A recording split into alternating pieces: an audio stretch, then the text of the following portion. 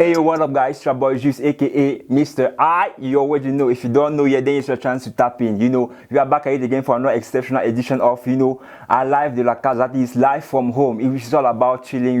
We are just vibing us, mobbing today. We've got like any other edition, we've got a special guest today. He goes by name Leroy Chala. And before we actually get to, presenting you our artist, our guest of today, I'm going to give you an insight into what our program is all about. Live from, home, that is live from home, and Live de la Casa is simple. The principle is simple. If you're an artist that you have a project, that is whether it be it an album, an EP, a mixtape, or a maxi single, make sure that you actually you can actually come to us. Make sure you can actually reach out to us on our social media page, that is Vibes TV on Facebook. You can join us to actually join the show. Now, you already, like I told you, about the show. You know how it's gone, you know how you can come to it. Now, how it's going to take place. Today, you're actually receiving, your usual an artist. You are going to be talking about him and everything, about his project that has just been released. That is, Exutoire. And let me just say, it's been an amazing one. I've listened to it. It's a great piece. So I will let, without, with holding on to it, I will let the guest of today actually present himself.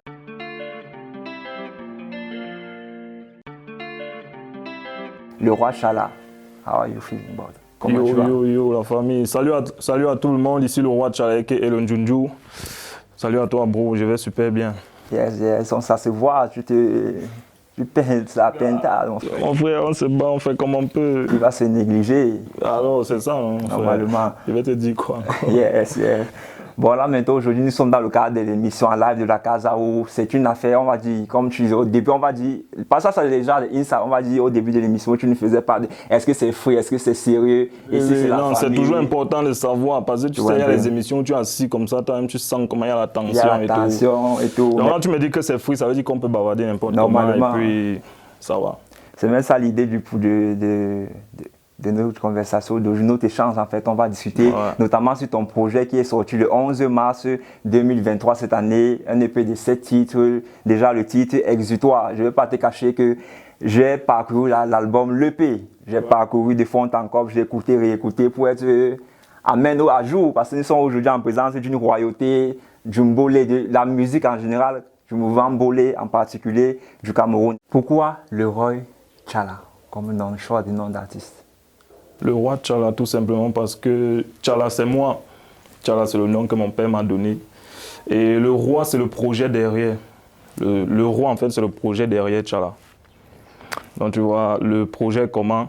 Tu connais l'expression qui dit marcher comme courir comme un esclave. Ça, pour marcher comme un roi. Donc, le roi, c'est le projet. J'aimerais bien qu'à la fin de tout ce que je peux développer comme artiste, sortir les chansons et tout, faire les grandes choses, à la fin, je puisse m'asseoir et me sentir comme un roi, en fait. Genre au sommet de mon art. Donc, le roi, c'est le projet en fait. C'est tout ce qu'il faut savoir dessus. Le roi Chala. C'est vraiment l'essentiel, la quintessence. Tu as résumé le truc, genre, le roi, c'est le projet. Parce qu'il y a des gens qui vont se dire, il vient à peine d'arriver, il s'appelle déjà le roi. C'est faux, c'est peut-être qu'ils ne vont pas comprendre. Non, mais avec ça, ils vont forcément comprendre. Forcément, ils vont forcément. La casa. Yes, inexclu quoi. Justement, c'est ça. Bon, maintenant, genre, on a le nom, le roi Chala, qui est genre le roi qui est le projet. Mais maintenant, tu viens maintenant l'autre qui est le Njunju. Le Njunju, ça aussi, c'est quelque chose de complexe. Tu sais que les gens comprennent surtout le premier degré, mais il y a beaucoup de trucs derrière. Je peux dire le Njunju parce que là, ça va un peu entrer dans le spirituel, et attention. Njunju parce que tu sais, toute personne a ses problèmes en fait. Donc ça veut dire que chaque personne a en lui ses démons qu'il gère. Pour certains, c'est je sais pas quoi, la paresse, pour certains, c'est la peur, pour certains, c'est l'angoisse. Et moi, maintenant, quand je dis que je m'appelle le Njunju, c'est une façon de me dire à moi-même que les trucs comme la peur, la poisse, je sais pas quoi, la peur d'avancer, le passé qui t'empêche d'avancer, c'est des choses que moi-même, je dois effrayer. En fait, c'est des choses que je dois éloigner de moi. Ça veut dire qu'à un moment, quand je me sens envahi par la peur, il suffit que je me dise que, hey, c'est toi le Njunju, ça doit, normalement, la peur doit t'éviter, la peur doit te fuir, c'est un peu comme ça. Donc, c'est un mood, c'est un état d'esprit dans lequel je suis. Mais je sais que les gens vont toujours prendre au premier degré que le Njunju, de la même manière qu'ils vont aller voir le roi. Donc voilà, c'est un peu ça. Vraiment, là, quand tu me parles et tu me décris un peu le Njunju, le phénomène et tout ce qu'il y a là, ça me rappelle un peu une voix par rapport à César, parce que Julius César disait quand, c'est déjà, on va dire une anecdote quoi, Julius César dans notre voix qu'on a eu à consulter en tant que jeune élève quoi, il parlait là, quand on lui a dit que non, tes frères ne partent pas au Capitole, on va te tuer là-bas, il dit que mais c'est moi qui fais peur, c'est à eux d'avoir peur de moi, c'est pas à moi d'avoir peur d'eux. Et vraiment l'attitude, l'idée même, ça encadre vraiment le roi Tchala. Le roi, c'est pas hasard. Mais bien avant ça, tu sais, je suis passé par les Blancs. Même quand j'ai connu le grand Vini, je ne m'appelais même pas encore le roi Tchala.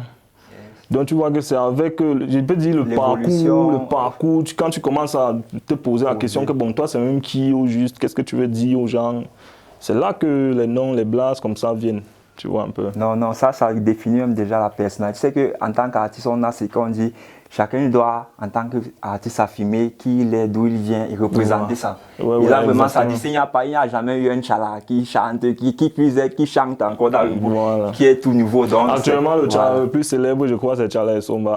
Tu vois un peu. Et le premier but, c'est d'être là plus célèbre que lui-même, parce que après, on va gérer. Normalement. Quelles ont été, en fait, tes influences musicales? Des influences, j'en ai eu de partout. Moi, j'ai beaucoup aimé le Bikutsi. Les artistes comme les Nkodo Sitoni, père son âme qui est décédé récemment.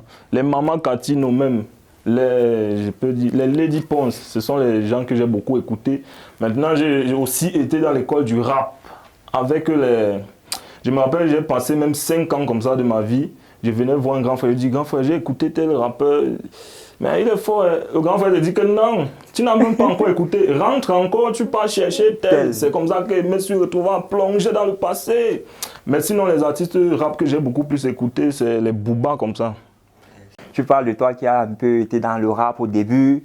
Et après, on va maintenant dire tu maintenant dans le mbolo, c'est un peu plus chant. Ne va-t-on pas dire que en fait, tu as choisi plutôt la facilité en fait? Non. Le rap t'a dépassé. Bon, déjà, même le rap que je dis que je faisais là, c'est un rap que beaucoup qualifiaient de rap. Certains disaient que tu rap chantes, je sais pas, un truc, tu vois un peu. Donc, c'était le juste milieu entre le rap et le chant. J'étais toujours là. Les projets sont là où tu peux écouter les anciens projets. C'est des trucs du genre, tout le monde rappe du là. Et puis moi, je viens avec une touche rap, mais en mélo, tu vois. Voilà, du coup, le mbolé, la facilité, non. Le mbolé, c'est venu comme un appel en fait. Tu vois, ça, les sonorités de chez toi, tu as l'impression qu'en faisant le mbolé, tu peux mieux dire ce que tu n'arrives pas à bien dire en rap, par exemple, dans d'autres styles. Du coup, je viens à ça et je vois le mbolé comme... c'est comme un terrain qu'on n'a pas encore exploité. Ça veut dire qu'il y a encore beaucoup de potentiel. Ce qui est bien, ce que je trouve bien avec le mbolé aussi, c'est que c'est comme un vase où tu peux te permettre de tout mettre. Tu peux rapper sur du mbolé, tu peux... C'est un peu ça. Donc, ce n'est pas la facilité, c'est plutôt un défi même. Un défi personnel. Voilà, oui, un défi personnel. Tu nous as parlé tantôt de tes influences musicales, notamment Booba. Et la question que j'aimerais te poser, c'est est-ce qu'on retrouve ces influences dans ton EP? Oui, bien sûr. Je peux dire quoi? Le mbolé que je propose d'ailleurs, dans ça, tu peux ressentir. On n'a même pas besoin de te dire, tu peux facilement ressentir les influences là. Tu vas sentir un peu de Bikutsi, un peu justement l'Nkodo Sitoni dont il te parle. Au Congo, il y avait les Papa Wemba que je regardais chanter, je restais comme ça, ils disaient mince. Et j'ai pris quelque chose là-bas. Dans Booba, j'ai pris quelque chose et c'est tout ça.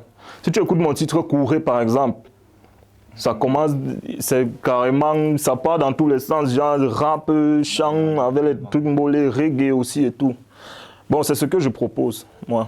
Récemment, dans tes réseaux, tu parlais de mbolé hybride où tu vas décortiquer, voir ce que c'est le concept, ceux qui ne sont pas encore familiers au concept, quoi. Donc, j'aimerais te poser quoi, en fait, le mbolé hybride? C'est ce qu'on a écouté dans ton EP ou bien c'est un autre concept à venir? Quand j'ai sorti mon premier son mbolé, bon, je ne vais pas aussi essayer de trop entrer dans les détails, mais il y a des critiques qui sont venues.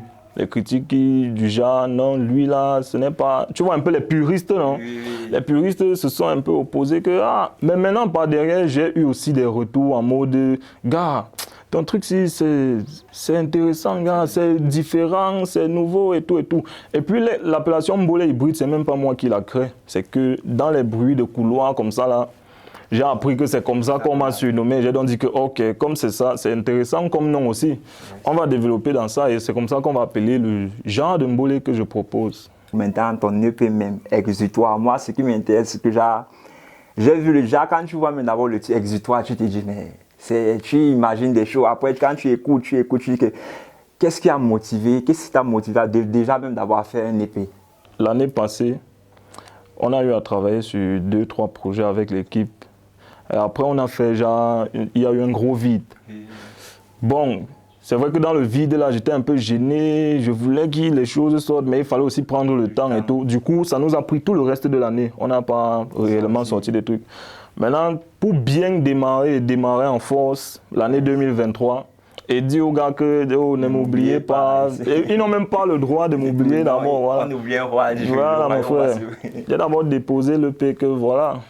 C'est comme ça qu'on va fonctionner. Et c'est comme ça que avec l'équipe, on s'arrange, on met le P. Juste pour envoyer le message que non, on est là. En fait, et que le travail ne fait que commencer et tout. Et voilà, c'était un peu ça. Bon, le titre maintenant de ton EP, Exutoire, c'est quoi l'idée? Exutoire. J'ai eu les problèmes avec le titre là. Que toute personne ne comprenait. Bon, pas personne, mais beaucoup de personnes m'ont posé les questions que, gars, Exutoire, c'est encore quoi et tout. Bon, Exutoire déjà parce que, comme c'était le premier EP, il fallait que j'ai voulu, vu que la façon que je vois ma musique évoluer, ça doit avoir une suite logique. Et toute chose a un début et une fin. Bon, la fin, on ne connaît pas. On ne connaît pas la fin, mais le début... Justement parce que je connais le début de ma musique et ce qui a fait que je me retrouve dans la musique, voilà.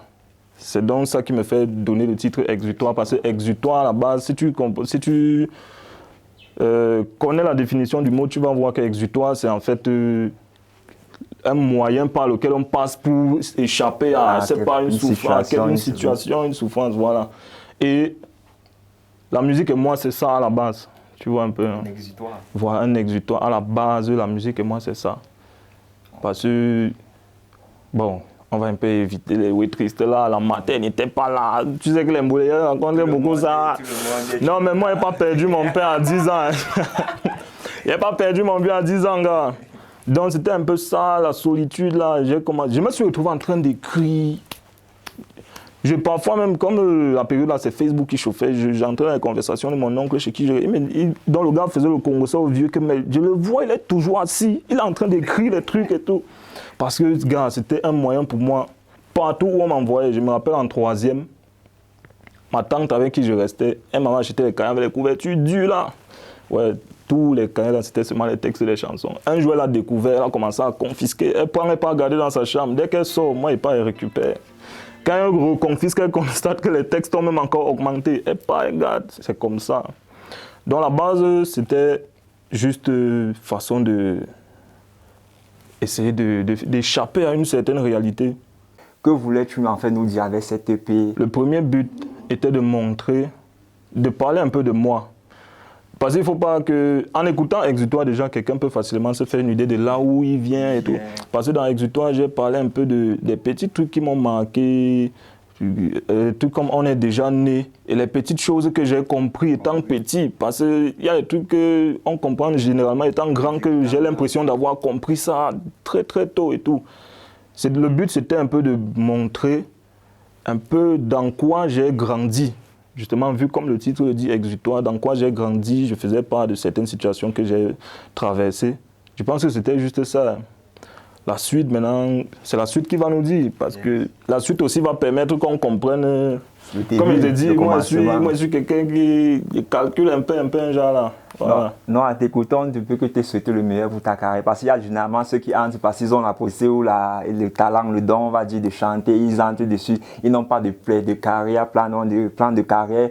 Toi, à t'écouter, même seulement le titre de l'EP, l'histoire derrière et pour la vision, on se dit, voilà une valeur sûre qui arrive. Les 7 titres que tu nous proposes, pourquoi 7 en fait? Pourquoi juste 7? Après un long moment, comme toi-même tu dis des silences, pourquoi juste 7?